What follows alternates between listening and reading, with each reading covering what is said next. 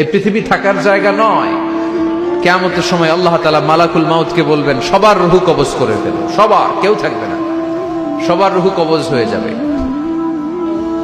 আল্লাহ মালাকুল মাউতকে বলবেন, মালাকুল মাউত কি অবস্থা? বলবে সব শেষ। মাইয়াব্বা, কে বাকি? মালাকুল মাউত বলবে জিনেরা বাকি, যাদেরকে দেখা যায় না। আল্লাহ বলবেন জিনদেরকেও শেষ করে ফেলো, রূহ কবজ করো। মালাকুল মাউত আজরাইল জিনদের রূহ কবজ করবে। আল্লাহ এবার জিজ্ঞেস করবে, ইয়া মালাকাল মাউত আখবিরনি মাইয়াব্বা, এবার বলো আর কে বাকি? মালাকুল মাউত বলবে, আল্লাহ মানুষগুলো সব শেষ, জিনগুলাও শেষ, এবার বাকি ইবলিশ শয়তান, ইবলিশরেও শেষ করো, ইবলিশও শেষ। আল্লাহ আবার জিজ্ঞেস করবেন, ইয়া মালাকাল মাউতি মাইয়াব্বা, আর কে বেঁচে আছে বলো? মালাকুল মাউত বলবে, আল্লাহ আপনার কথা অনুযায়ী পৃথিবীর সব মানুষের রূহ কবজ করলাম, সব জিনদের রূহ কবজ করলাম, ইবলিসের রূহ কবজ করলাম,